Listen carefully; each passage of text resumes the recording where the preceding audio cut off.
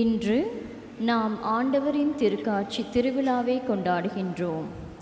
ஆண்டவரை தேடுவோருக்கு எக்குறையும் ஏற்படாது, அவர்களுடைய வாழ்வு திசை மாறி போகாது என்பதற்கு இந்நாள் ஒரு அற்புத திருநாள். ஞானிகள் மூவரும் ஆண்டவரை தேடி அவர் பிறந்ததை அறிந்து காணிக்கைகளோடு வருகிறார்கள். ஆண்டவரை தேடி வந்துள்ள நம்முடைய வாழ்வும் நேரிய பாதையில் அமையும் என்ற நம்பிக்கையோடு நம்மை ஒப்புக்கொடுக்கும். அனைவரும் எழுந்து நின்று வருகை பாடலில் பங்கேற்போம்.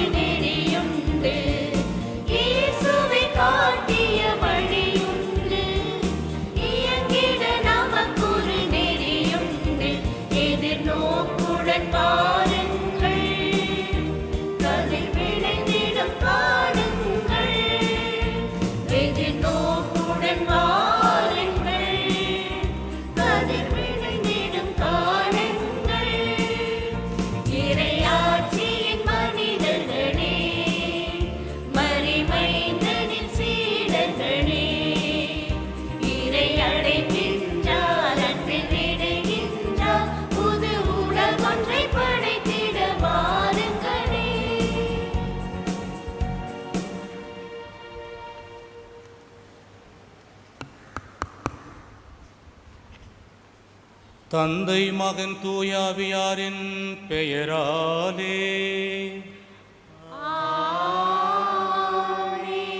நம் ஆண்டவராகிய இயேசு கிறிஸ்துவின் அருளும் கடவுளின் அன்பும் தூய ஆவியானவரின் தோழமையும் உங்கள் அனைவரோடும் இருப்பதாக.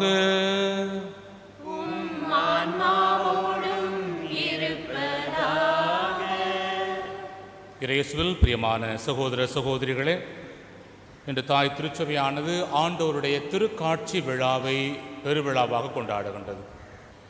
ஆண்டவர் தன்னை மக்களுக்கு வெளிப்படுத்திய ஒரு நாளை நாம் திருக்காட்சி விழா என்று கூறுகிறோம்.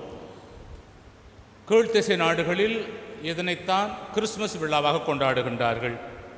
மேற்கத்திய நாடுகளில் டிசம்பர் 25 கிறிஸ்துமஸ் விழாவாக நாம் கொண்டாடி கொண்டிருக்கின்றோம். எனவே அவர்களுக்காக கூட இருக்கலாம் இந்த விழாவை திருக்காட்சி விழாவாக திருச்சபை கொண்டாடி கொண்டிருக்கின்றது. இந்த திருக்காட்சி விழாவை கொண்டாடி கொண்டிருக்கின்ற வேளையிலே அந்த ஞானிகள் அந்த கடவுளை பார்ப்பதற்காக ஆர்வம் காட்டி பல தியாகங்கள் மேற்கொண்டு காண வந்தது போல நாம் ஒவ்வொரு நாளும் திருப்பலியில் நம்மை சந்திக்க வருகின்ற காட்சி கொடுக்கின்ற அந்த கடவுளை காண தயாராக இருக்கிறோமா? ஆர்வத்தோடு வருகிறோமா அல்லது போக வேண்டுமே நிலையில் வருகின்றோமா? உன்னதமான உணர்வோடு பங்கெடுக்கின்றோமா அல்லது ஏனோ தானோ என்று பங்கெடுக்கிறோமா? சிந்தித்து பார்ப்போம். ஆர்வத்தோடு வந்திருந்தால் ஆண்டவருக்கு மகிமை, ஒருவேளை கடமையே என்று வந்திருந்தால் அதிலிருந்து கடந்து முழு உள்ளத்தோடு ஈடுபாட்டோடு இந்த திருப்பலியில் பங்கெடுத்து ஆண்டவரை காணக்கூடிய வாய்ப்பை நாம் பெற மன்றாடுவோம். தடையாக இருக்கின்றவற்றை நினைத்து பார்த்து மன வருத்தமடைவோம். ஆண்டவருடைய மன்னிப்பையும் இரக்கத்தையும் இறைஞ்சி மன்றாடுவோம். எல்லாம் அல்ல இறைவனிடமும் சகோதர சகோதரிகளே உங்களிடமும் நான் பாவியை ஏற்றுக்கொள்கிறேன். ஏனெனில் சிந்தனையாலும் சொல்லாலும் செயலாலும் கடமையில் தவறியதாலும் பாவங்கள் பல செய்தேன். என் பாவமே, என் பாவமே, என் பெரும் பாவமே. ஆகையால் இப்பொழுதும் கனியான முதன்மையாளையும் வானவருடைய புனிதர் அனைவரையும் சகோதர சகோதரிகளை உங்களையும் நம் தேவனாகிய ஆண்டவரிடம் எனக்காக வேண்டிக் கொள்ளும். எல்லாம் அல்ல இறைவன் நம் மீது இரக்கம் வைத்து நம் பாவங்களை எல்லாம் மன்னித்து நம்மை நிலை வாழ்வுக்கு அழைத்துச் செல்வாராக. ஆமென்.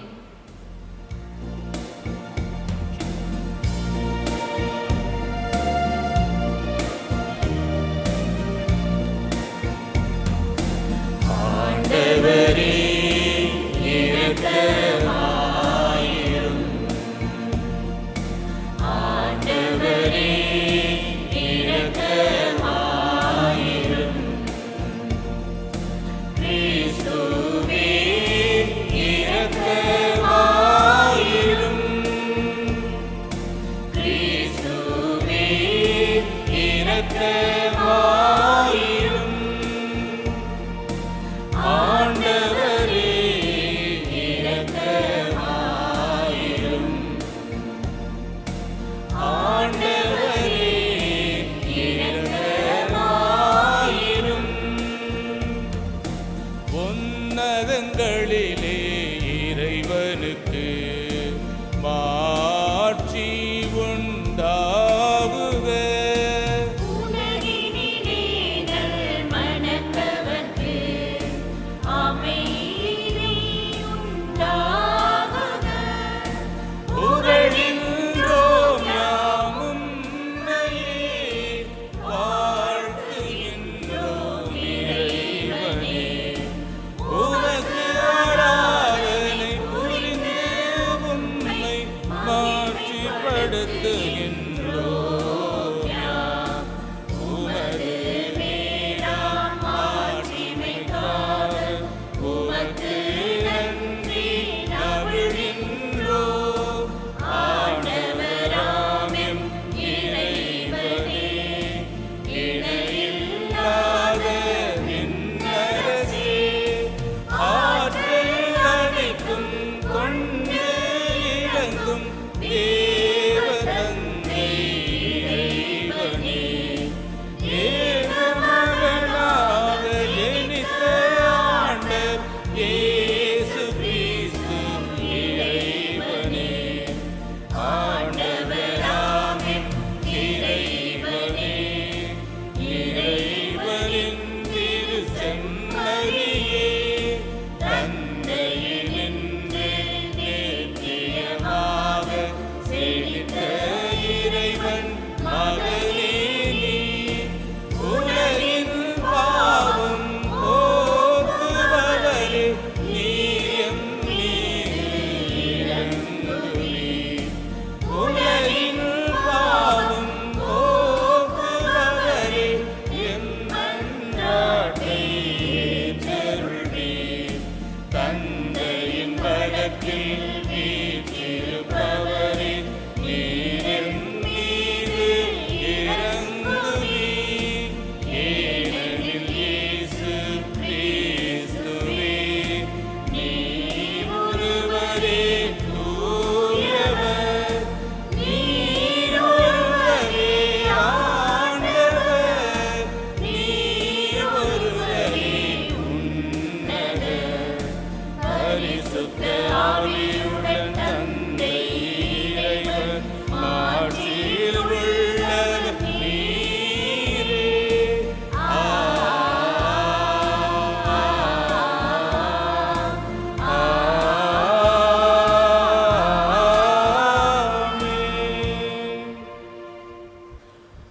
மன்றாடுவோமாக.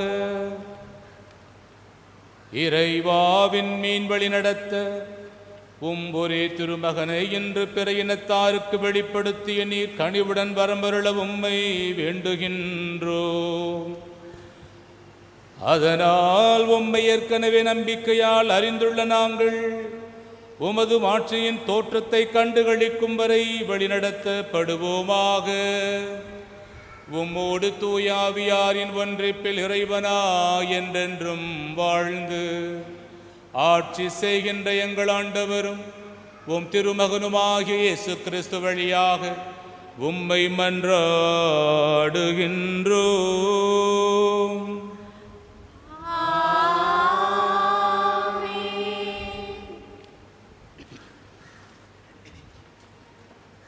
இறைவாக்கினர் எசாயா நூலிலிருந்து வாசகம். 60ஆம் அதிகாரம் 1ஆம் வசனம் தொடக்கம் 6ஆம் வசனங்கள் வரை. எருசலேமே எழு, ஒளி வீசு, உன் ஒளி தோன்றியுள்ளது. ஆண்டவரின் மாட்சி உன்மேல் உதித்துள்ளது.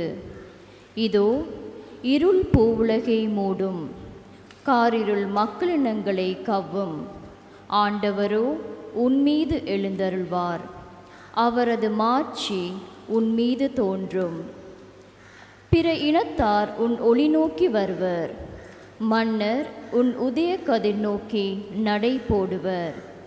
உன் கண்களை உயர்த்தி உன்னை சுற்றிலும் பார். அவர்கள் அனைவரும் ஒருங்கே திரண்டு உன்னிடம் வருகின்றனர். தொலையில் இருந்து உன் புதல்வர் வருவர், உன் புதல்வியர் தோளில் தூக்கி வரப்படுவர். அப்பொழுது நீ அதை கண்டு அகமகிழ்வாய். உன் இதயம் வியந்து விம்மும். கடலின் திரள் செல்வம் உன்னிடம் கொணரப்படும். பிற இனத்தாரின் சொத்துக்கள் உன்னை வந்தடையும். ஒட்டகங்களின் பெருத்திரள் உன்னை நிரப்பும். மிதியான், ஏப்பாகு ஆகியவற்றின் இளம் ஒட்டகங்களும் வந்து சேரும். சேபா நாட்டினர் யாவரும் பொன் நறுமணப் பொருள் ஏந்தி வருவர். அவர்கள் ஆண்டவரின் புகழை எடுத்துரைப்பர். இது ஆண்டவர் வழங்கும் அருள்வாக்கு. உங்கள் பதில்: ஆண்டவரே, எல்லா இனத்தவரும் உமக்கு ஊழியம் செய்வார்கள். ஆண்டவரே, எல்லா இனத்தவரும் உமக்கு ஊழியம் செய்வார்கள். கடவுளே, அரசருக்கு உமது நீதி தீர்ப்பை வழங்கும் ஆற்றலை அளியும். அரச மைந்தரிடம் உமது நீதி விளங்கச் செய்யும். அவர் மக்களை நீதியோடு ஆள்வாராக. உம்முடையவரான எளியோருக்கு நீதி தீர்ப்பு வழங்குவாராக. ஆண்டவரே, எல்லா இனத்தவரும் உமக்கு ஊழியம் செய்வார்கள். அவர் காலத்தில் நீதி தலை தோங்குவதாக.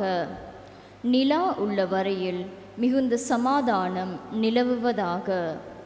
ஒரு கடலில் இருந்து அடுத்த கடல் வரைக்கும் அவர் ஆட்சி செலுத்துவார். பேராற்றில் இருந்து உலகின் எல்லை வரைக்கும் அவர் அரசாள்வார். ஆண்டவரே, எல்லா இனத்தவரும் உமக்கு ஊழியம் செய்வார்கள். தர்சீசு அரசர்களும் தீவுகளின் அரசர்களும் காணிக்கைகளை கொண்டு வருவார்கள். செபாவிலும் உள்ள அரசர்கள் நன்கொடைகளை கொண்டு வருவார்கள். எல்லா அரசர்களும் அவர் முன் தரை மட்டும் தாழ்ந்து வணங்குவார்கள். எல்லா இனத்தவரும் அவருக்கு ஊழியம் செய்வார்கள். எல்லா இனத்தவரும் உமக்கு ஊழியம் செய்வார்கள். தம்மை நோக்கி மன்றாடும் ஏழைகளையும் திக்கற்ற எளியோரையும் அவர் விடுவிப்பார். வறியோருக்கும் ஏழைகட்கும் அவர் இரக்கம் காட்டுவார். ஏழைகளின் உயிரை காப்பாற்றுவார். ஆண்டவரே, எல்லா இனத்தவருக்கும் ஊழியம் செய்வார்கள். திருத்தூதர் பவுல் எபேசியருக்கு எழுதிய திருமுகத்திலிருந்து வாசகம். 3ஆம் அதிகாரம் 2ஆம் வசனம் தொடக்கம் 3ஆம்5ஆம் வசனம் தொடக்கம் 6ஆம் வசனங்களும். சகோதர சகோதரிகளே, உங்கள் நலனுக்காக கடவுளின் அருளால் எனக்கு அளிக்கப்பட்ட பொறுப்பை பற்றி கேள்விப்பட்டிருப்பீர்கள் என எண்ணுகிறேன். அந்த மறைபொருள் எனக்கு இறை வெளிப்பாட்டின் வழியாகவே தெரியப்படுத்தப்பட்டது. அந்த மறைபொருள் மற்ற தலைமுறைகளில் வாழ்ந்த மக்களுக்கு தெரிவிக்கப்படவில்லை. ஆனால் இப்போது தூய ஆவி வழியாக தூய திருத்தூதர்க்கும் இறைவாக்கினருக்கும் வெளிப்படுத்தப்பட்டுள்ளது. நற்செய்தியின் வழியாக பிற இனத்தாரும் கிறிஸ்து இயேசுவின் மூலம் உடன் உரிமையாளரும் ஒரே உடலின் உறுப்பினரும் வாக்குறுதியின் உடன் பங்காளிகளும் ஆகியிருக்கிறார்கள் என்பதே அம்மறைபொருள். இது ஆண்டவர் வழங்கும் அருள்வாக்கு. நன்றி.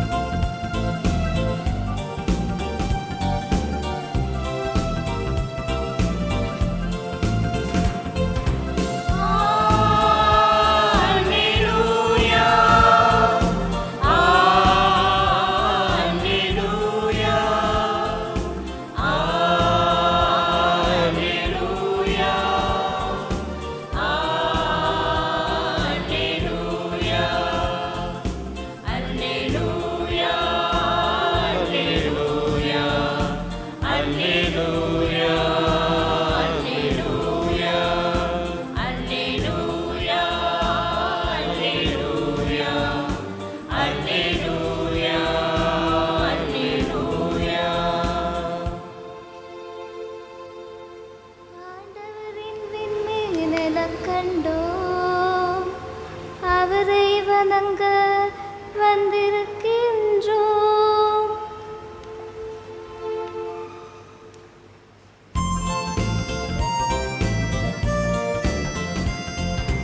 அல்லேலூயா, அல்லேலூயா, அல்லேலூயா, அல்லேலூயா. ஆண்டவர் உங்களோடு இருப்பாராக.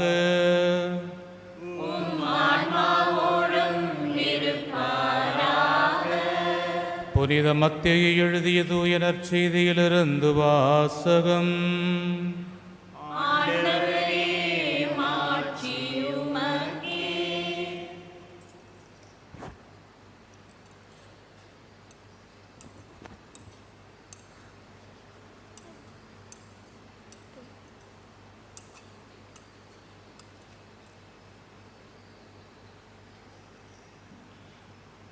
ஏரோது அரசன் காலத்தில் யூதேயாவில் உள்ள பெத்லகேமில் இயேசு பிறந்தார்.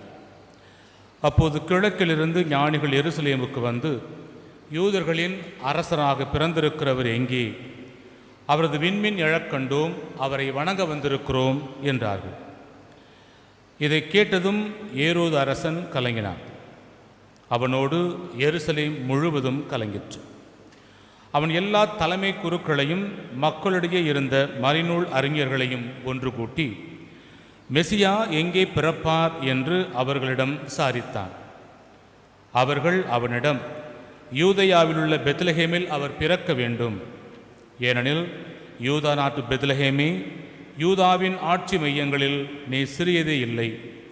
ஏனெனில் என் மக்களாகிய இஸ்ராயேலை ஆயிரென ஆள்பவர் ஒருவர் உன்னிலிருந்தே தோன்றுவார் என்று இறைவாக்கினர் எழுதியுள்ளார் என்றார்கள். பின்பு ஏரோது யாருக்கும் தெரியாமல் ஞானிகளை அழைத்து கொண்டு போய் விண்மீன் தோன்றிய காலத்தை பற்றி விசாரித்து உறுதி செய்து கொண்டான். மேலும் அவர்களிடம், நீங்கள் சென்று குழந்தையை குறித்து திட்டவட்டமாய் கேட்டு எனக்கு அறிவியுங்கள். அப்பொழுது நானும் சென்று அக்குழந்தையை வணங்குவேன் என்று கூறி அவர்களை பெத்லகேமுக்கு அனுப்பி வைத்தான். அரசன் சொன்னதை கேட்டு அவர்கள் புறப்பட்டு போனார்கள். இதோ முன்பு எழுந்த விண்மீன் தோன்றி குழந்தை இருந்த இடத்திற்கு மேல் வந்து நிற்கும் வரை அவர்களுக்கு முன்னே சென்று கொண்டிருந்தது. அங்கே நின்ற விண்மீனை கண்டதும் அவர்கள் மட்டில்லா பெருமகிழ்ச்சி அடைந்தார்கள். வீட்டிற்குள் போய் அவர்கள் குழந்தையை அதன் தாய் மரியா வைத்திருப்பதை கண்டார்கள். நெடுஞ்சான் கிடையாய் விழுந்து குழந்தையை வணங்கினார்கள். தங்கள் பேழைகளை திறந்து பொன்னும் சாம்பிராணியும் வெள்ளை போளமும் காணிக்கையாய் கொடுத்தார்கள். ஏரோதிடம் திரும்பி போக வேண்டாம் என்று கனவில் அவர்கள் எச்சரிக்கப்பட்டதால் வேறு வழியாக தங்கள் நாடு திரும்பினார்கள்.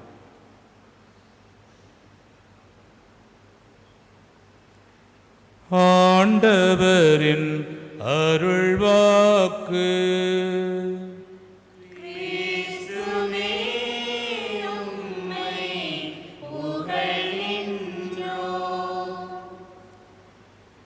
இயேசுவில் பிரியமான சகோதர சகோதரிகளே,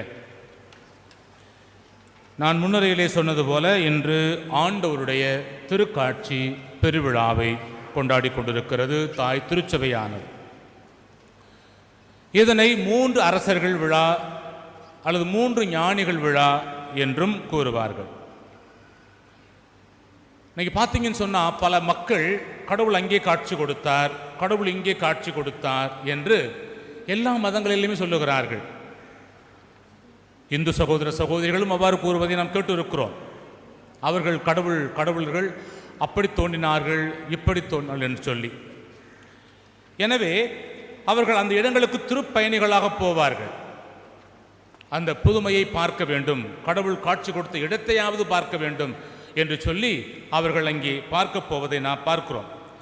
எனவே பிரபலமான ஆலயங்களுக்கு மக்கள் ஒரு பிரார்த்தனை வைத்துவிட்டு அந்த பிரார்த்தனையை நிறைவேற்ற போகிறோம் என்று பல மைல் தூரம், பல கிலோமீட்டர் கடந்து நடந்து பாத யாத்திரையாக அவர்கள் செல்வதையும் நாம் பார்த்திருக்கலாம். காலில் செருப்பில்லாமல் பல நாட்கள் நோன்பிருந்து உண்ணா விரதம் இருந்து அவர்கள் போவதை நாம் பார்த்திருக்கிறோம். இந்தியாவிலே பார்த்தோம் என்று சொன்னால் இந்து சகோதர சகோதரிகள் திருப்பதி போவார்கள், பழனி என்ற இடத்திற்கு போவார்கள், அல்லது வட இந்தியாவில் உள்ள காசி, ராமேஸ்வரம், தென்னிந்தியாவின் கடைக்கோடி அந்த ஊர்களுக்கு அவர்கள் செல்வது வழக்கம். இங்கே எப்படின்னு தெரியல, ஒருவேளை கோணேஸ்வரன் கோயிலுக்கு போகலாம் திரிகோணமலையில், அல்லது ஜாஃப்னான் நல்லூர் கோயிலுக்கு போகலாம், இந்து மக்கள் போகலாம். ஒவ்வொரு மதத்திலும் அது இருக்கிறது. இஸ்லாமிய மக்கள் மத்தியிலே பார்த்தோம் என்று சொன்னால் அவர்கள் தமிழ்நாட்டிலே நாகூர் என்ற இடத்திற்கு போகலாம், அல்லது வெளிநாடு என்றால் மெக்கா மதினா போகலாம். தங்கள் வாழ்நாளில் ஒரு முறையாவது இந்த இடங்களை தரிசிக்க வேண்டும் என்று அவர்களுடைய மதங்கள் கூறுகிறது. நம்முடைய சகோதர சகோதரி எடுத்துக்கொண்டு சொன்னால், ஒன்று அவர்கள் வேளாங்கண்ணி போவார்கள், பூண்டி போவார்கள். இங்கே என்று சொன்னால் மருதமடு போகலாம், மாத்திரை போகலாம், அல்லது அன்னம்மாள் கோவிலுக்கு போகலாம். இப்படியாக இறைவன் சம்பந்தப்பட்ட சில இடங்களுக்கு நம்முடைய மக்கள் திருப்பயணமாக போவதை நாம் பார்த்திருக்கலாம். ஒவ்வொரு மனித வாழ்க்கையிலுமே தேடல் என்பது இருந்து கொண்டே இருக்கிறது. தேடல் என்பது இருந்து கொண்டே இருக்கிறது. என்ன தேடல் என்பதில் தான் வித்தியாசம் இருக்கிறது. பலர் இறைவனை தேடலாம், இன்னும் பலர் உலக காரியங்களை தேடலாம். தேடல் இல்லாத மனிதர்கள் இந்த உலகில் உண்டா என்றால் இல்லை என்று கூறிவிடலாம். தேடல் என்பது மனிதனுடைய ஒரு மூச்சாகவே இருக்கிறது. இந்த தேடல் என்பது ஒரு இலக்கோடு இருக்க வேண்டும். இலக்கில்லாமல் யாரும் தேட முடியாது. எதை தேடுவோம்? ஒரு இலக்கு வேண்டும், ஏதாவது ஒரு பொருள் வேண்டும், அல்லது ஒரு நபரை தேட வேண்டும். நான் சும்மா தேடுறேன் அப்படின்னு சொன்னாலோ, தொலைத்தது ஒரு இடம், தேடுவது வேறு இடமாக இருந்தாலோ, நாம் தேடுவதில் நம்முடைய தேடலுக்கு அர்த்தம் இல்லை என்பதுதான் உண்மை. தேடல் இருந்தாலும் அந்த தேடல் ஒரு இலக்கோடு ஒரு குறிப்பிட்ட காரியத்திற்காக தேடுகின்ற தேடலாக இருக்கிறதா என்பதை நாம் கேட்டு பார்க்க வேண்டும். ஆனால் இன்றைய விழா நமக்கு ஒரு வித்தியாசமான சிலருடைய அனுபவத்தை நமக்கு கொடுக்கின்றது. கீழே நாடுகள், நான் சொன்னது போல இதைத்தான் கிறிஸ்துமஸ் என்று விழா என்று கொண்டாடுகின்றார்கள். காரணம், இறைவன் தங்களை வெளிப்படுத்திய நாள். லூக்கா நற்செய்தியாளர் கூறுகின்றார், கிறிஸ்து பிறந்த செய்தியானது இடையர்களுக்கு கொடுக்கப்படுகின்றது. இங்கே பார்த்திருக்கலாம், கிறிஸ்துமஸ் என்று நாம் லூக்காஸ் நற்செய்தியிலிருந்து வாசித்தோம். கிறிஸ்து பிறந்தவுடனேயே வானதூதர்கள் சென்று இடையர்களை பார்த்து, இந்த மாதிரி மீட்பராம் கிறிஸ்து பிறந்துள்ளார், உங்களுக்காக தாவீதின் ஊரிலே கிறிஸ்து பிறந்திருக்கிறார், மெசியா என்னும் மீட்பர் பிறந்திருக்கிறார் என்று தெளிவாக கூறுகின்றார்கள். எங்கே போக வேண்டும், எங்கே பிறந்திருக்கிறார் என்ற ஒரு செய்தி அவர்களுக்கு கொடுக்கப்படுகின்றது, லூக்காஸ் நற்செய்தியாளர் கூறுகின்ற நற்செய்தியிலே. ஆனால் இன்றைய வாசகமானது மத்தேயு நற்செய்தியிலிருந்து எடுக்கப்பட்டிருக்கின்றது. இந்த மத்தேயு நற்செய்தியானது தெளிவாக கூறுவது கிடையாது.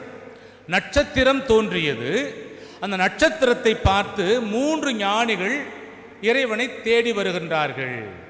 நட்சத்திரம் தோன்றுவது நம்ம வீட்டு மேலேயா? கண்டிப்பாக கிடையாது. அது ஒரு இடத்துல தோன்றும். இந்த ஒரு நட்சத்திரம் இந்த உலகத்தில் உள்ள எல்லா நாடுகளிலும் பார்க்க முடியும் இல்லைங்களா? ஆனால் அந்த நட்சத்திரத்தை பார்த்தால் நாம் என்ன நினைப்போம்? ஓகே, ஏதோ வித்தியாசமான நட்சத்திரம் தெரியுது, ரொம்ப பிரைட்டாக தெரியுது, அவ்வளோதான் நமக்கு தெரியும். அத்தோடு நம்ம உள்ளே போய் உட்காந்து கொண்டுருவோம். அல்லது நம்ம இப்போ உள்ள காலகட்டத்தில் செல்ஃபோன் இருக்கிறதுனால செல்ஃபோனை பிடிச்சி முடிஞ்ச அளவுக்கு ஃபோக்கஸ் பண்ணி நம்ம ஸ்டேட்டஸில் போட்டு விடுவோம், வாட்ஸ்அப்பில் போட்டு விடுவோம். நான் இன்று மிக பெரிய பிரகாசமான ஒரு நட்சத்திரத்தை கண்டேன், அதை போட்டவுடனே லைக் எல்லாம் குவியும் இல்லையா? அன்னைக்கு அப்படி கிடையாது. நட்சத்திரம் தோன்றிய உடனேயே எத்தனையோ பேர் பார்த்தார்களா பார்க்கலையான்னு தெரியாது. இந்த 3 ஞானிகள் பார்க்கிறார்கள். அவர்கள் ஞானிகள் சொல்கிறோம். ஒரு சில பேர் அரசர்னு சொல்லுவாங்க, பல பேர் சொல்கிறாங்க அரசர்களாக இருக்க முடியாது, அரசர்களுக்கு ஆலோசனை கூறுகின்ற ஒரு வல்லுநர்களாக இருக்கலாம், ஞானிகளாக இருக்கலாம், அல்லது இந்த வான சாஸ்திர இயல் படித்தவர்களாக இருக்கலாம் என்று கூறுகிறார்கள். எது எப்படி இருந்தாலும் நாம் ஞானிகள் என்று எடுத்துக்கொள்வோம். அரசனாலும் பிரச்சனை இல்லை, அது ஒன்றும் பெரிய பாதிப்பு கிடையாது. இந்த 3 ஞானிகள், இந்த 3 ஞானிகளும் ஒரே நாட்டிலிருந்து வரவில்லை. 3 பேரும் வெவ்வேறு திசை. ஆனால் நாம் குடியில் பார்த்தோம்னு சொன்னால் என்ன தெரியும்? 3 ராஜாக்கள் ஒரு குதிரை மேலேயோ ஒட்டகத்தின் மேலேயோ வந்தது மாதிரி பத்திரமா வச்சுருப்பாங்க. அல்லது அந்த ராஜாக்கள் ஞானிகள் ஒரு கைகளில் அந்த பரிசு பொருளை வைத்திருப்பதை போல நம்ம சுரூபத்தை பார்ப்போம், அவ்வளோதான் நமக்கு தெரியும். 3 பேர் வரிசையாக ஒன்றன் பின் ஒன்றாக வருவது போல ஒரு தோற்றம் இருக்கும். ஆனால் அப்படி அல்ல. 3 பேரும் வெவ்வேறு திசைகளிலிருந்து திசை தெரியாமல் அந்த நட்சத்திரத்தை மட்டுமே பார்த்து கொண்டு இறுதியாக ஒரு இடத்திலே ஒன்றாக கூடுகின்றார்கள். அங்கிருந்து தான் அவர்கள் புறப்பட்டு போகிறார்கள். ஆக அந்த 3 ஞானிகளுமே இந்த நட்சத்திரத்தை பார்த்தவுடனே அவர்கள் படிக்கிறார்கள். அந்த வான சாஸ்திர இயலாக இருக்கலாம், அல்லது தங்களுடைய அறிவை பயன்படுத்தலாம், அல்லது பழைய ஏற்பாட்டை பார்த்திருக்கலாம். இதையெல்லாம் பார்த்து ஏதோ ஒன்று நடந்திருக்கிறது, அல்லது அந்த தோரா சொல்லியிருக்கலாம், பழைய ஏற்பாடு சொல்லியிருக்கலாம், மீட்பர் பிறக்கப் போகின்றார், அந்த அரசரை நாம் பார்க்க வேண்டும் என்ற ஒரு சிந்தனை அவர்கள் உள்ளத்திலே உதித்திருக்க வேண்டும். ஆக இவ்வாறாக இவர்கள் தங்கள் பயணத்தை மேற்கொள்ளுகிறார்கள். எங்கேன்னு தெரியாது, எப்படி போகணும்னு தெரியாது, எத்தனை கிலோமீட்டர் தூரம்னு தெரியாது, போகும் வழி எப்படி இருக்குன்னு தெரியாது, கரடு முரடானதா பாதுகாப்பானதா, அவ்வளோ நாள் போகிறதுக்கு தேவையான சாப்பாடை தூக்கி சுமந்து கொண்டு போக முடியுமா, சாப்பாடு இல்லைன்னு செத்து போயிடுவோமே, திரும்பி வருவோமா மாட்டோமா என்று பல கேள்விகள் அவர்களுக்குள்ளே எழுந்திருக்கலாம். ஆனாலும் அதையெல்லாம் கடந்து நம்பிக்கையை மட்டுமே வைத்துக்கொண்டு, மரியாள் வைத்த நம்பிக்கையைப் போல, யோசேப்பு வைத்த நம்பிக்கையைப் போல இந்த ஞானிகளும் அந்த கடவுள் மீது நம்பிக்கை வைத்தவர்களா எல்லாவற்றையும் கடவுள் மேல் போட்டுவிட்டு செல்வோம், அந்த ஒளியை நோக்கி செல்வோம், இந்த ஒளியானது மிகப்பெரிய ஒளியாம் அந்த கடவுளை நோக்கி நம்மை கொண்டு சேர்க்கும் என்ற ஒரு நம்பிக்கையோடு அவர்கள் புறப்பட்டு போவதை பார்க்கிறோம்.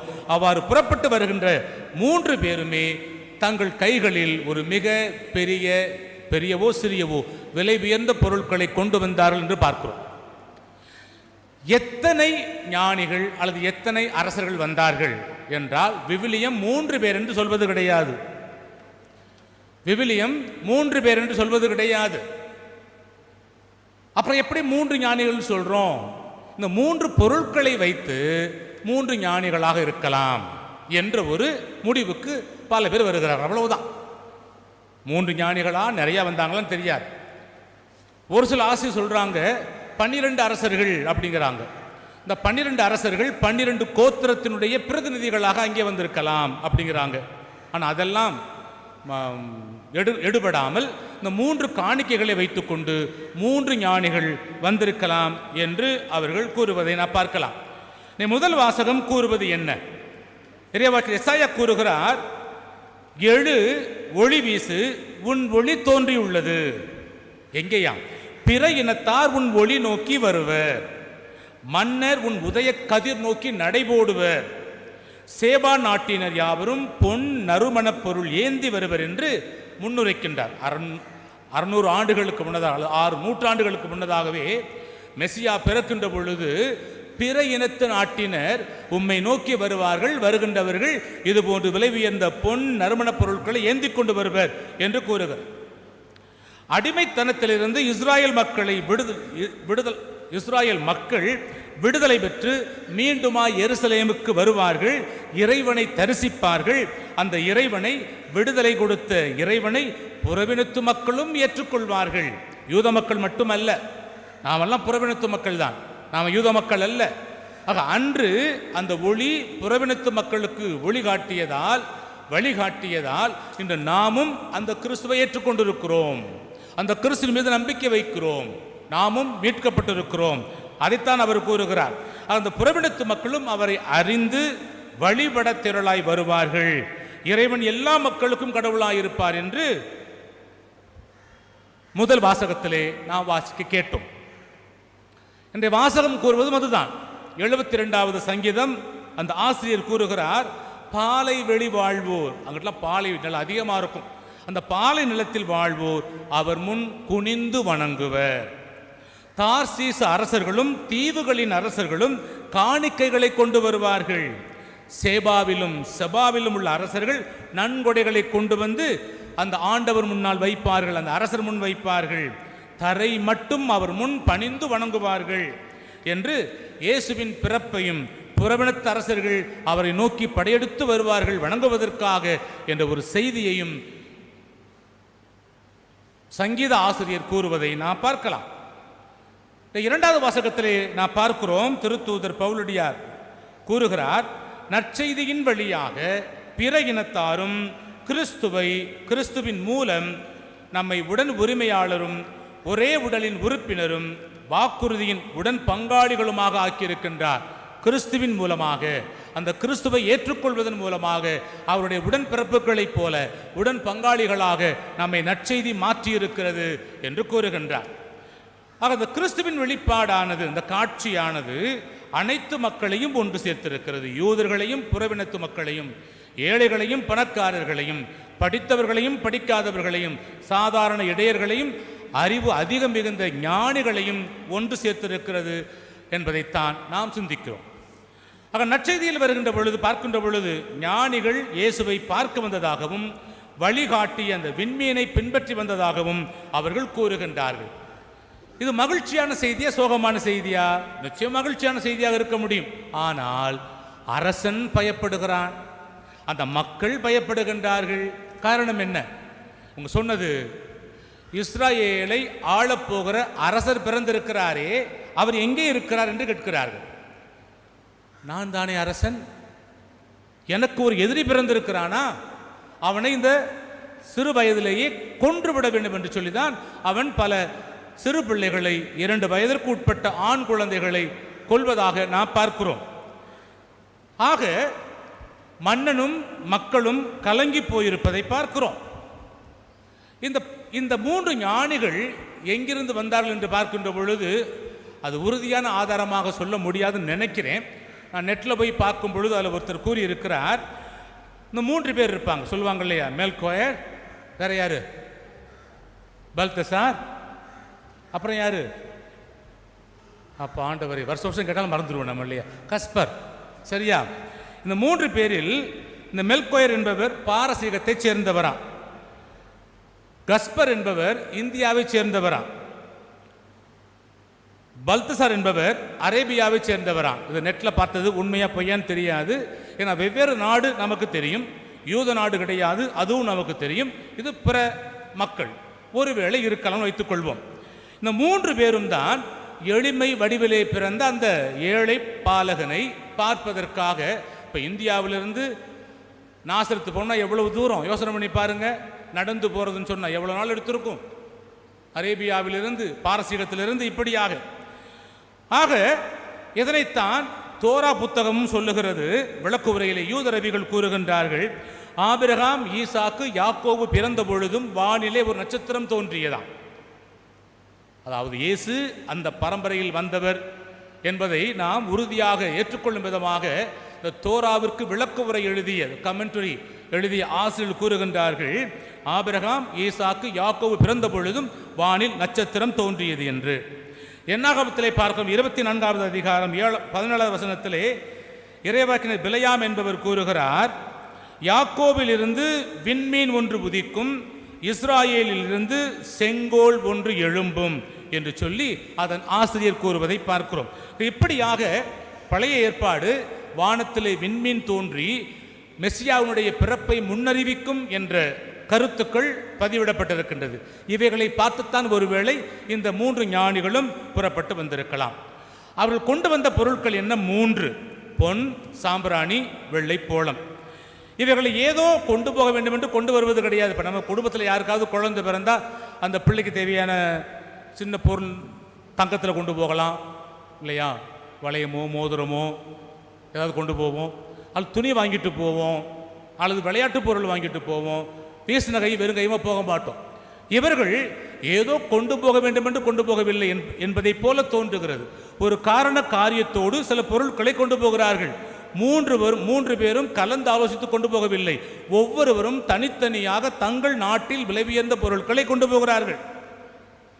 இந்த பொன் என்பது எதற்காக என்று சொன்னால், இவர் இறைத்தன்மை கொண்டவர் என்பதையும் இவர் அரசர் என்பதையும் உறுதிப்படுத்துவதற்காக. பொன் என்பது அரசனுடைய அதிகாரத்தை குறிக்கும். சாம்பிராணியை கொண்டு வந்தது என்பது இவர் குருத்துவ வழியில் வந்தவர், அவருடைய குருத்துவ கடமையின் அடையாளமாக இந்த சாம்பிராணியை அவர் கொண்டு வந்திருக்கிறார். வெள்ளை போளத்தை கொண்டு வந்தது நோக்கம் என்பது அவருடைய இறப்பையும் இறந்த பிறகு அந்த உடலை பதப்படுத்துவதற்காக நறுமண பொருட்கள் போடுவார்கள் அல்லவா, அதற்காக இந்த வெள்ளை போலத்தையும் கொண்டு வந்ததாக ஆசிரியர்கள் குறிப்பிடுகின்றார்கள். எனவே பிரியமான சகோதரனை சகோதரியே, யூதர்கள் இயேசுவை அரசராக ஏற்றுக்கொள்ள மறுக்கிறார்கள். யூத அரசனும் பார்த்து பயப்படுகிறான். ஆனால் தேடி வந்த இந்த ஞானிகள், புறவினத்து மக்கள் அவரை மகிழ்ச்சியாக அரசராக ஏற்றுக்கொள்ளுகிறார்கள். வாசனை பொருட்கள் சாம்பிராணியை எரிக்கும் பொழுது அதில் எழுந்து கிளம்புகின்ற அந்த தூபமானது கடவுளை சென்று சேரும்.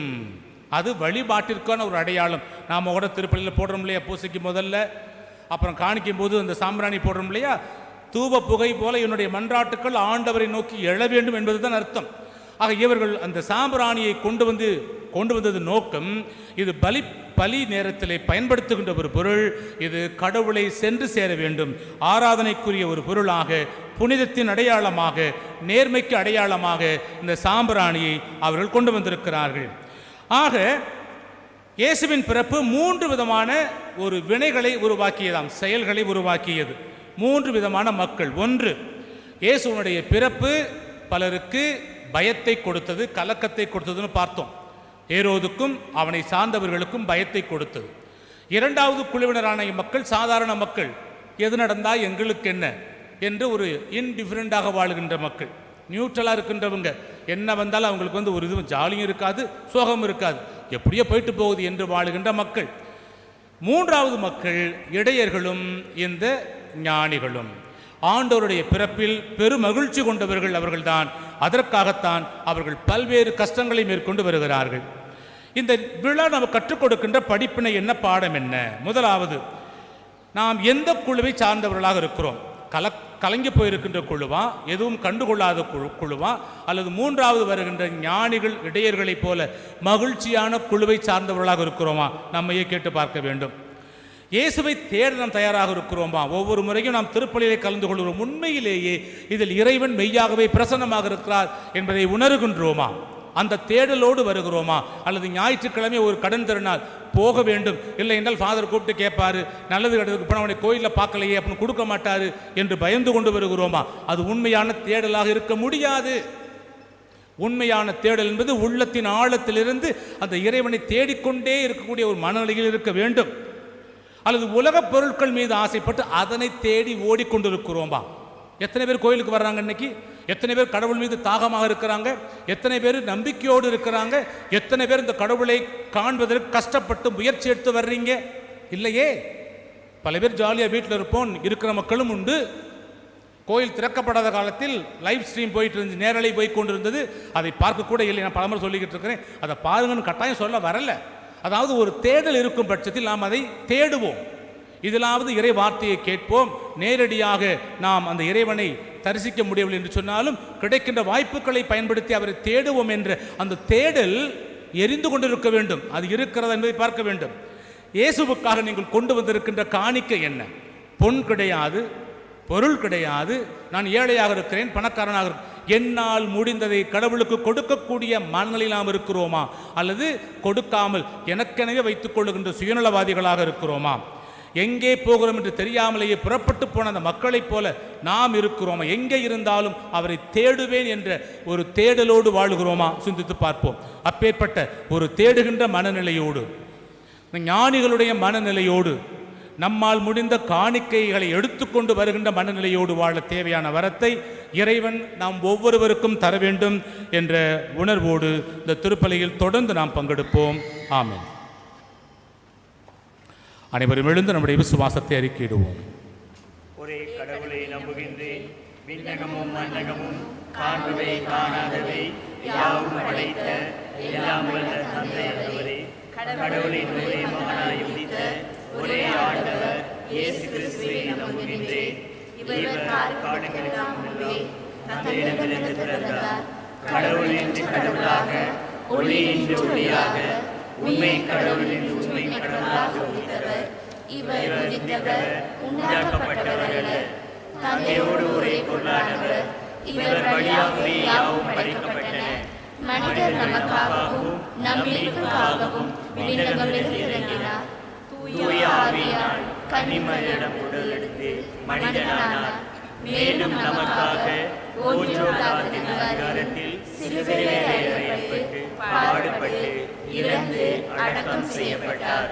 மறைநூல்களின்படி மூன்றாம் நாள் உயிர்த்தெழுந்தார்.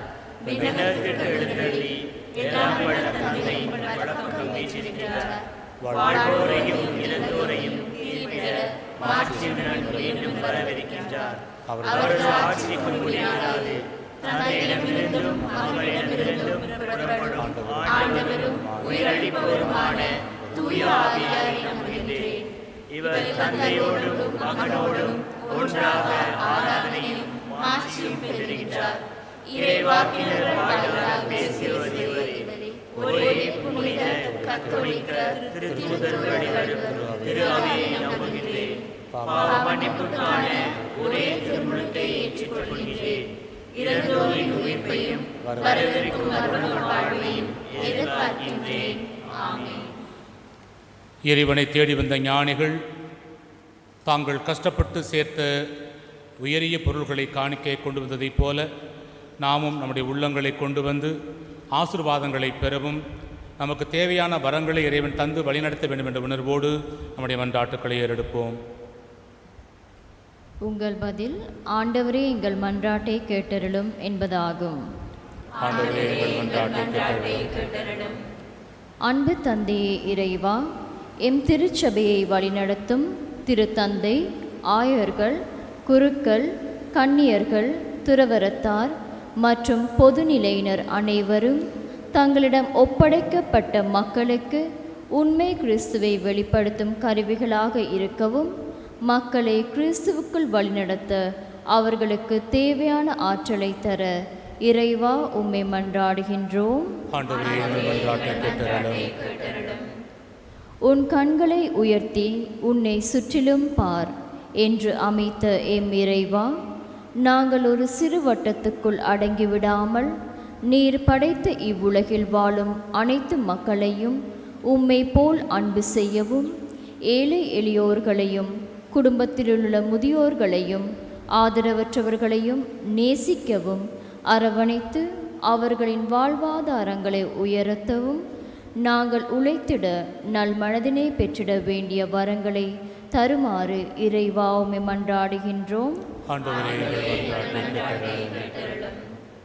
எம்மை படைத்து ஆளும் எம் இறைவா, வேற்று நாட்டினரான 3 ஞானிகளும் ஒன்றிணைந்து குழந்தை இயேசுவை தேடி ஞானம் பெற்றது போல், இன்றைய சூழலில் இளைஞர்கள் தான் திருச்சபையின் வலுவான தூண்கள் என்பதை உணர்ந்து, இன்றைய கலாச்சார சூழலில் தங்களின் தேவையை எடுத்து இறையாண்மையை கட்டி காத்து இறை மகனின் உடனிருப்பை உணர்ந்து ஒன்றிணைந்து செயலாற்ற வரம் வேண்டி இறைவா உம்மை மன்றாடுகின்றோம். சமாதானத்தின் தேவனே, அவனி முழுவதும் கொரோனா என்ற நோய் கிருமியினால் மக்கள் யாவரும் துயருறும் இந்நாட்களில் கொரோனா என்ற அச்சத்தினால் அலைக்கழிக்கப்படும் மக்கள் விடுதலையோடும் பயமின்றி நடமாட தேவையான அருளை தந்தருள வேண்டுமென்று இறைவா உம்மை மன்றாடுகின்றோம். நம்முடைய தனிப்பட்ட தேவைகளுக்காக இந்த வேளையில் நாம் ஜெபிப்போம். ஜெபங்களை எல்லாம் எங்கள் ஆண்டவர் ஆகிய கிறிஸ்து வழியாக உம்மை பார்த்து மன்றாடுகின்றோம்.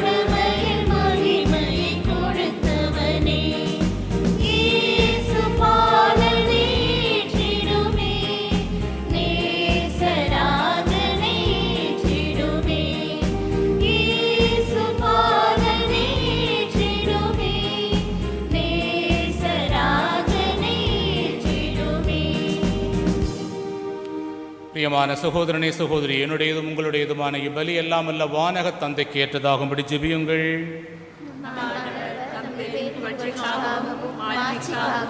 நமது நன்மைக்காகவும் புனித திருவையின் அனைத்து நலனுக்காகவும் உமது கையிலிருந்து ஏற்றுக்கொள்வாராக. ஆண்டவரே, உமது திரு அவையின் காணிக்கையை கனிவுடன் கண்ணோக்க உம்மை வேண்டுகின்றோம். பொன்னும் சாம்பராணியும் வெள்ளை போலமும் இப்பொழுது ஒப்புக் கொடுக்கப்படவில்லை. எனினும் இந்த காணிக்கைகள் வழியாக இயேசு கிறிஸ்து அறிக்கையிடப்படுகின்றார், பலியிடப்படுகின்றார், உட்கொள்ளப்படுகின்றார் என்பதை நாங்கள் உணர செய்வீராக. என்றென்று வாழ்ந்து ஆட்சி செய்கின்ற அவர் வழியாக உம்மை மன்றாடுகின்றோம்.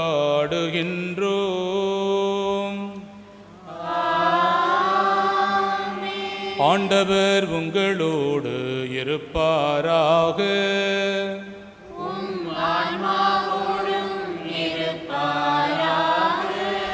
இதயங்களை மேலே எழுப்புங்கள்.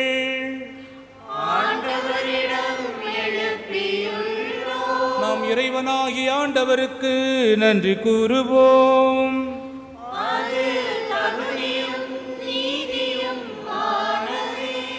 ஆண்டவரே, தூயவரான தந்தையே, என்றும் உள்ள எல்லாம் வல்ல இறைவா, எந்நாளும் எவ்விடத்திலும் நாங்கள் உமக்கு நன்றி செலுத்துவது மெய்யாகவே தகுதியும் நீதியும் ஆகும். எங்கள் கடமையும் மீட்புக்குரிய செயலுமாகும். ஏனெனில் பிற இனத்தாருக்கு வழியாகிய கிறிஸ்துவில் எமது மீட்பின் மறைபொருளை இன்று வெளிப்படுத்தினீர். சாவுக்குரிய எங்களது மனிதத்தன்மையில் அவர் தோன்றிய போது அவருக்குரிய சாவாத்தன்மையின் மாட்சியால் எங்களை புதுப்பித்தீர். ஆகவே வானதூதர் முதன்மை வானதூதரோடும் அரியணையில் அமர்வோர் தலைமை தாங்குவோரோடும் வான்படைகளின் அணிகள் அனைத்தோடும் சேர்ந்து நாங்கள் உமது மாட்சியை புகழ்ந்து பாடி ஆர்ப்பரித்து பாடுவதாவது: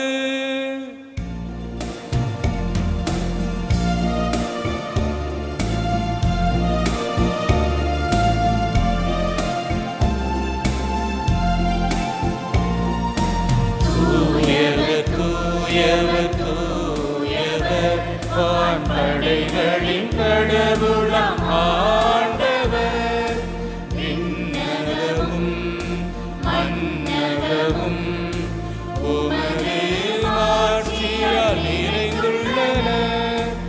உன்னதங்களிலே ஓசன்னா, உன்னதங்களிலே ஓசன்னா.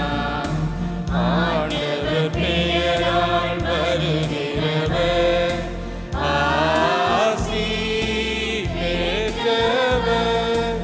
உன்னதங்களிலே ஓசன்னா, உன்னதங்களிலே ஓசன்னா.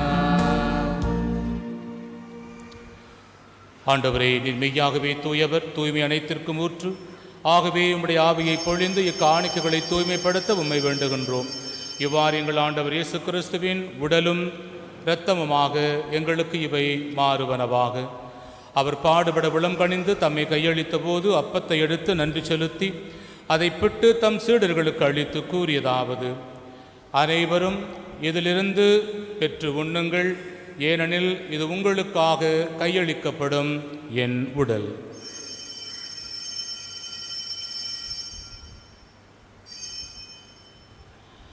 அவனமே இரவு விருந்தை அருந்திய பின் கிண்ணத்தையும் எடுத்து மீண்டும் உமக்கு நன்றி கூறி தம் சீடர்களுக்கு அளித்து அவர் கூறியதாவது: அனைவரும் இதிலிருந்து பெற்று பருகுங்கள், ஏனெனில் இது புதிய நிலையான உடன்படிக்கைக்குரிய என் இரத்தத்தின் கிண்ணம்.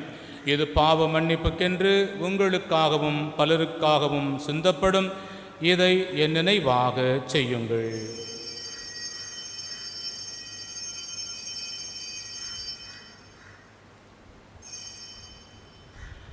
நம்பிக்கையின் மறைபொருள். ஆண்டவரே, நீர் வருமளவும் உமது இறப்பினை அறிக்கையிடுகின்றோம், உமது உயிர்ப்பினையும் எடுத்துரைக்கின்றோம். ஆகவே இறைவா, நாங்கள் கிறிஸ்துவின் இறப்பினையும் உயிர்ப்பினையும் நினைவு கூர்ந்து வாழ்வு தரும் அப்பத்தையும் மீட்பளிக்கும் கிண்ணத்தையும் உமக்கு ஒப்புக் கொடுக்கின்றோம். உம் திருமுன் நின்று உமக்கு ஊழியம் புரிய தகுந்தவர்கள் எங்களை ஏற்றுக்கொண்டீர். எனவே உமக்கு நன்றி செலுத்துகிறோம்.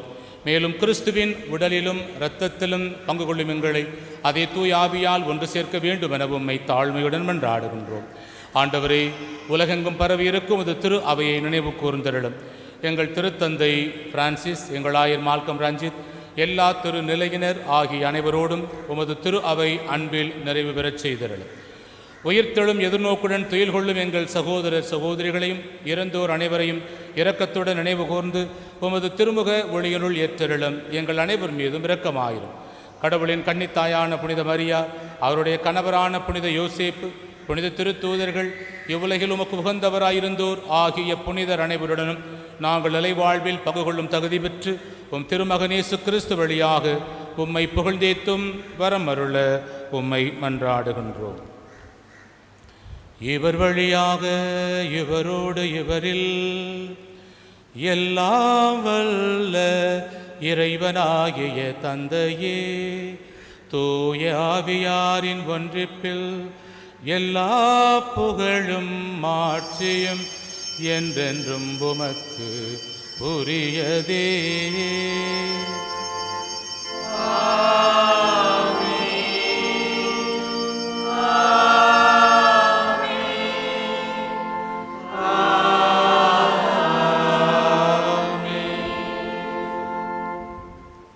முன்னரின் கட்டளையால் கற்பிக்கப்பட்டு இறை படிப்பினையால் பயிற்சி பெற்ற நாம் அனைவரும் துணிந்து பாடுவோம்.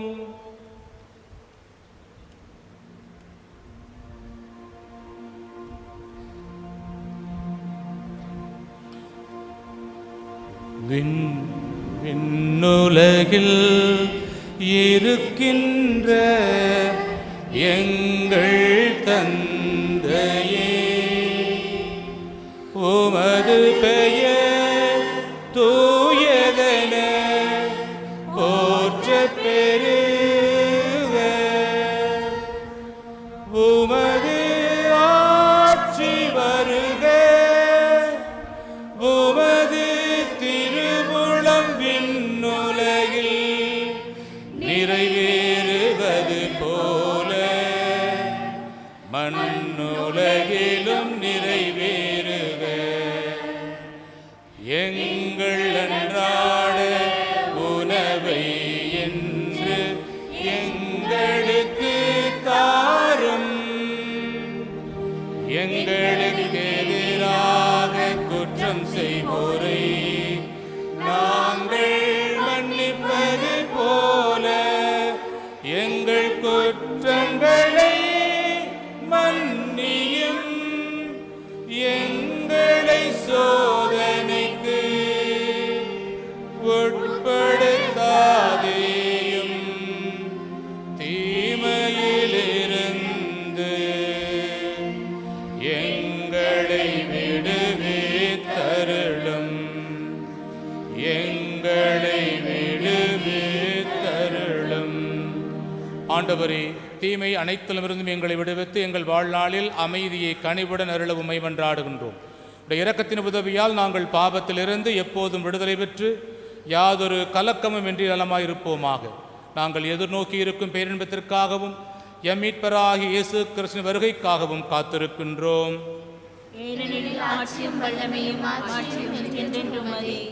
ஆண்டவரே இயேசு கிறிஸ்துவே, அமைதியை உங்களுக்கு விட்டுச் செல்கின்றேன், என் அமைதியை உங்களுக்கு அளிக்கின்றேன் என்று உம் திருத்தூதர்களுக்கு மொழிந்தீரே.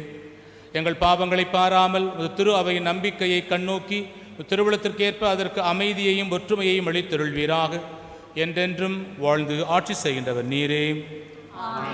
ஆண்டவருடைய அமைதி உங்களோடு என்றும் இருப்பதாக. கிறிஸ்து இயேசு கொண்டு வந்த அந்த முழுமையான அமைதியை நாம் ஒருவர் பிறரோடு மகிழ்ச்சியாய் பகிர்ந்து கொள்வோம். அமைதி.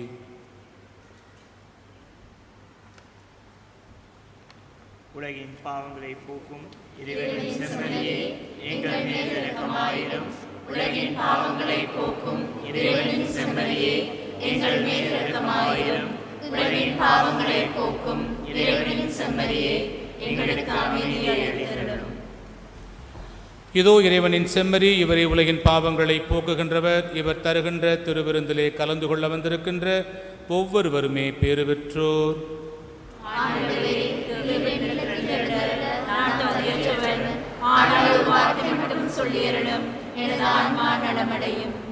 கிறிஸ்துவின் கலந்து உட்கொள்ள முடிவில்லா வாழ்வழிப்பதாக.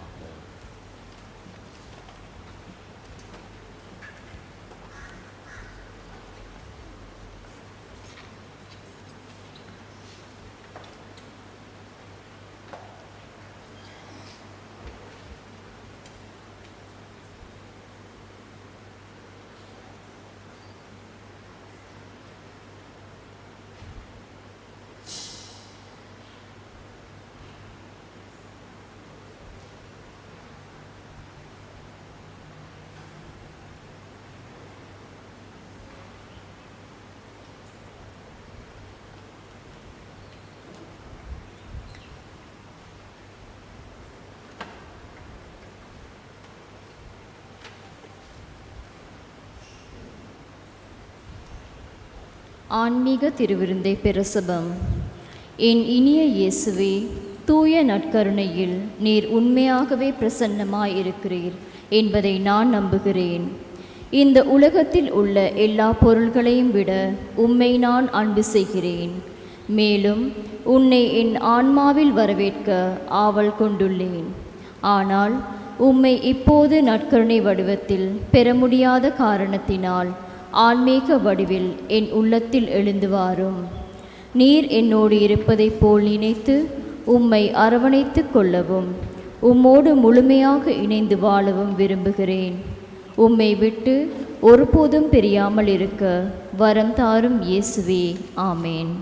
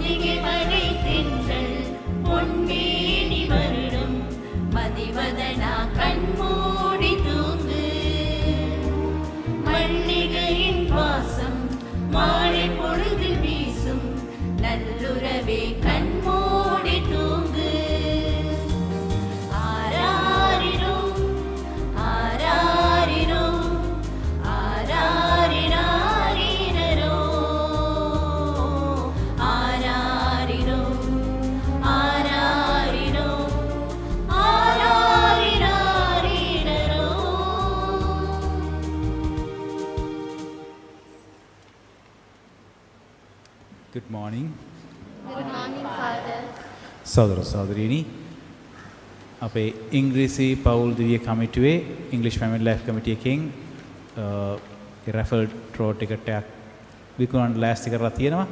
ඒ සමාජිකාවන් හිටියොත් ඔබටත් පුළුවන් ඒ ටිකට් පදක් ලබා ගන්න. අපේ දිව්‍ය පූජාවල් සාමාන්‍ය පරිදි පැවැත්වෙනවා. නැවතත් මතක් කරනවා හැමෝටම මාස්ක් එක දාගෙන ඉන්න. ඔය පූජා වෙලාවෙත් පූජාවෙන් පස්සෙත් අමාරුයි තමයි, මටත් අමාරුයි. මොනා කරන්නද? පුළුවන් හැම වෙලාවකම අපි කවුරු හරි ළඟට එද්දි අපි දානන අනිත් කෙනා වෙනුවෙන් කරන සේවයක් හැටියට ඒත් එක්කම අපිටත් පරිස්සම් වෙන්න එක්ක අපි මේ දේ කරමු. මේක ඉතින් කාලයේ අවශ්‍යතාවයක්. කොච්චර කාලයක්ද කියලා දන්නේ නැහැ අපි. නමුත් පුළුවන් විදිහට මේක කරමු. පල්ලියට එද්දී අනිවාර්යයෙන්ම චර්ච් එකට එද්දී දාගන්න. එළිය පූජා ඉවර වෙලත් ඒ විදිහටම කරුණා කරලා මාස්ක් එක දාගෙනම ඉන්න කියලා මතක් කරනවා. හැමෝටම සුබ සතියක් ඒකම ලස්සන වාසනාවන්ත අලුත් අවුරුද්දක් වේවා කියලා ප්‍රාර්ථනා කරනවා. God bless you. God bless you, Father. பிரியமானவர்களே, வழக்கமாக வருகின்ற வியாழக்கிழமை இடைவிட சகாயனை நவநாள் திருப்பலி நடைபெறும். அதிலே கலந்து கொண்டு ஜெபிக்க அன்போடு கேட்டுக்கொள்ளுகின்றேன். எழுந்து நிற்போம், ஆண்டவருக்கு நன்றி செலுத்துவோம். மன்றாடுவோமாக. ஆண்டவரே, எங்கும் எப்பொழுதும் விண்ணக ஒளியாய் நீர் எங்கள் முன் செல்ல உம்மை வேண்டுகின்றோம். அதனால் நாங்கள் பங்கேற்க வேண்டுமென நீர் விரும்பும் மறை நிகழ்வை தூய்மையான உள் உணர்வுடன் கண்டுகொள்ளவும் தகுதியான ஆவலுடன் அறிந்து கொள்ளவும் செய்வீராக. எங்கள் ஆண்டவராகிய கிறிஸ்து வழியாக உம்மை மன்றாடுகின்றோம்.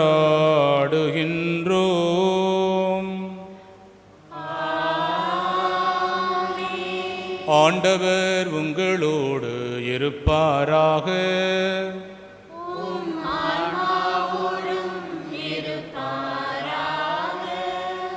இறைவனின் சிறப்பு ஆசீர்வர தலைவணங்கி ஜெபிப்போம்.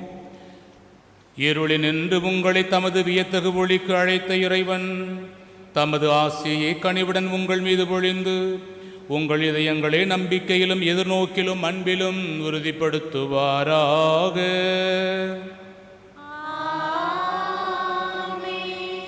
இன்று உலகுக்கு தம்மை வெளிப்படுத்தி இருளில் ஒளி வீசிய கிறிஸ்துவை நம்பிக்கையுடன் நீங்கள் பின்பற்றி வாழ்வதால் நீங்கள் உங்கள் சகோதரர் சகோதரிகளுக்கு ஒளியாக திகழ செய்வாராக.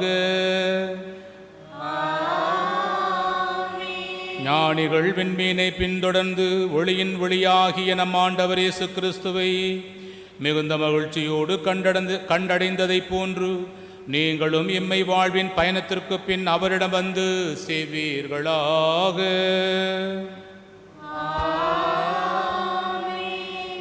எல்லாம் வல்ல இறைவன் தந்தை மகன் தூயாவியாரின் ஆசி உங்கள் மீது இறங்கி உங்களோடு என்றும் தங்குவதாக. இறைவனை காணச் சென்ற ஞானிகளைப் போல நாமும் நம்முடைய வாழ்க்கையில் இறைவனை தேட சென்று வாழுவோம். திருப்பலி நிறைவேறிற்று.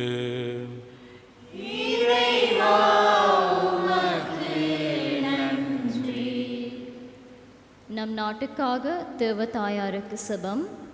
மிகவும் நேசமும் தயாபரம் நிறைந்த தாயே, இலங்கையின் ராக்கினியும் பாதுகாவலியும் மாணவளே, உமது பிள்ளைகளாகிய எங்களின் அவசர தேவைகளின் போது எங்களை கருணை கண்கொண்டு நோக்கியள்ள வேண்டுமென்று இறந்து மன்றாடுகின்றோம். நேசத்தாயே, யுத்த அபாயங்களிலிருந்தும் அழிவுகளிலிருந்தும் கொள்ளை நோய்களிலிருந்தும் எம்மை காப்பாற்ற தக்க தருணத்தில் எமக்கு பாதுகாவலாக வந்துள்ளீர்.